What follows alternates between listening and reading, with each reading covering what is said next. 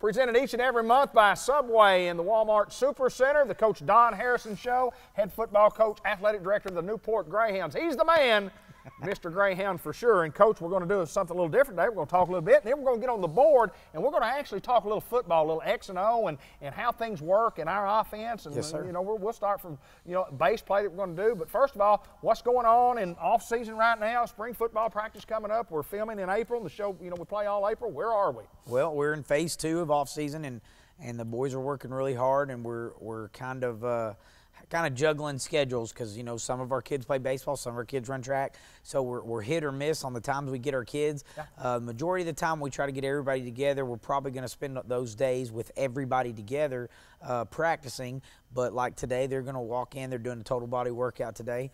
We're on what we call the pyramid scheme of our off-season conditioning and workout, and again, kids are working really hard. They hit the door every day, and we're just really impressed with this group and what they've done in the weight room.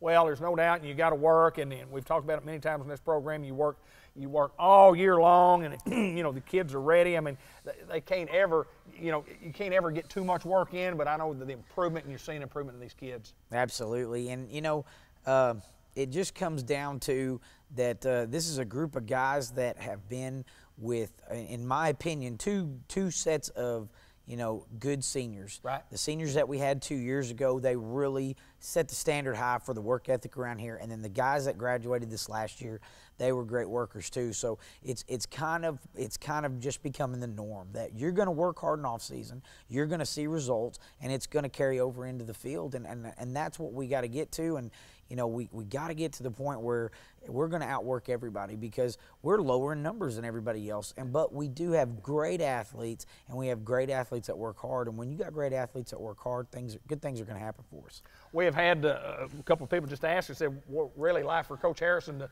maybe show us a base offense, show us a base play, show us how everything starts with the offense, because let me tell you, during the game, it's anything but base. No. It's anything but base. You're right. That's right. There's a lot of complex knowledge, a lot of complex formations, a lot of complex plays, but we're going to start with some base stuff coming right up. When you get on a board, what we used to call the chalkboard, we're going to let the orange represent the offense and the black represent the defense. And, of course, there's 11 guys on each side of the ball. Tell us what we're lined up in here, Coach, and let's talk about a football play that we run here. This is one of our basic formations we call split doubles, where we're gonna bring in one of our guys. We're going to bring one of our bigger kids in as a tight end, and we're going to put him down and take one of our wide receivers out. We're going to split to the wide side of the field, try to keep the tight end into the boundary, which is the short side of the field.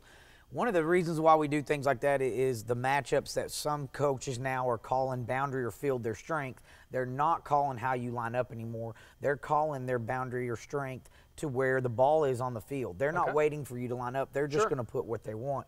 A lot of that has to do with what we're doing, and what we're going to do today is I'm going to talk to you about one of our base plays, which is just outside zone. This is a play you see we give to Carl all the time. We can run it different ways. We can hand it off. We can pitch it. We can hand it off in front. We can hand it off behind. It's probably our most versatile play, and it's the base play in our offense. All right, and we're here with shotgun formation with the quarterback here, and then the tailback, I-back, running back, whatever you call this guy, which we'll talk about. This would be Carl Turner in most cases right here. All right, let's talk about what the base play is. A great play for the Newport Greyhounds. That's right. That's right. Well, the number one thing is anytime you're in a set, we leave 3 receivers on the field, and what we're trying to do is we're trying to expand the field. We're trying to get you to honor those guys. But the other thing is these 3 guys right here have to block. No matter what happens, they have got to find a way to block. And what we tell them to do is to block the MDM, the most dangerous man to the play. So if the play is going to the right, in which this play would be going to the right in this case, who is the most dangerous man near them that has a chance to make a play on the ball? They have to assess that by the snap of the football. They have to attack, and they have to block. The next thing is the play is going to the right, so the offensive line all has calls. They have neat little code words that they use, and one of the code words that we use is brother, brother. And so what we're going to do is these 2 guys together are going to block the end man on the line of scrimmage. As soon as they get both hands on the end man on the line of scrimmage, they're going to find the next threat, which is just above them on the second level. These 2 guys right here are pretty much doing the same thing. they're going to move laterally together and work this guy up to the next level. The guard right here has pretty much an easy job. He's going to open up and run. If he can outrun the nose, he's going to work up.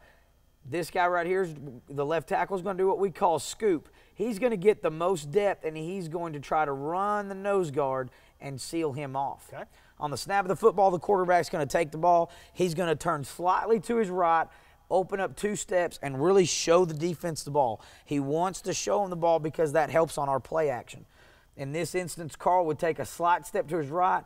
He would turn at a 45-degree angle, and what we tell him to do is to attack the number on the back of the center's jersey. So as soon, or I'm sorry, the tight end's jersey. Okay. So as soon as he opens up, he finds the tight end. So maybe our tight end this year is going to be number 44. He's going to run right at the 44, and he's going to read that block. As soon as he gets up, he just expands with the block. Now, if this guy comes down hard and he seals it, he now sees the number pointing this way. He knows to cut inside.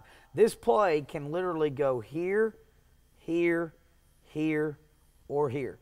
After he gives the ball, we teach our quarterback always to spin backside and catch this guy. Because if this guy comes in too hard and he's running down the line, this quarterback's going to fake. He's going to give the ball. He's going to fake. And when he turns his head, if this kid's already all the way inside, he's going to look to the sideline to me and tell me to run the bootleg. Absolutely. Because he has no chance of catching us. And we have all sorts of bootlegs we run where our kids run routes and we sell the same thing. But when he whips his head around, he's trying to see this guy right here. What is he doing? Because if he's standing right here staring at him, it's not a good idea to run the bootleg. But if all he's worried about is Carl, he's going to be coming too far inside. He whips his head around, finds that guy, and now we're looking at our next play. And this is what we call our outside zone play. And again, a lot of the things we do is based off outside zone. A lot of the things that we throw is play action off outside zone. And that's what you do with your base play is you get really good at it and you work off of it. Coach, amazing, and folks will appreciate this in a football game. You line up your guys know where they're going to be, and they know what their responsibility is going to be. What they don't know is actually what these guys are going to do. No. So Absolutely. you have to say, if this guy does this, then you have to do this. So it's not just set in stone. And that's why sometimes these guys make great plays and we go, well, why didn't we block that guy? Right. Well, sometimes that guy may just be a little bit better than us on that play. That's right. So, but it's a great play. It's a base play. It's one we use, and we're going to use that play a lot. And so much of our offense comes off this play. Absolutely. You talk about giving it to him, and he has options here, and then have an option of not giving it to him, having the option of not giving it to him, coming this way, throwing the football. We can do a lot of stuff with it. Yes, sir. Hope you enjoyed the first of our edition of Something on the Board with Coach and talking about how our plays work and how we line up. And this is one of many formations that we use. Coach, we appreciate it. Thank you.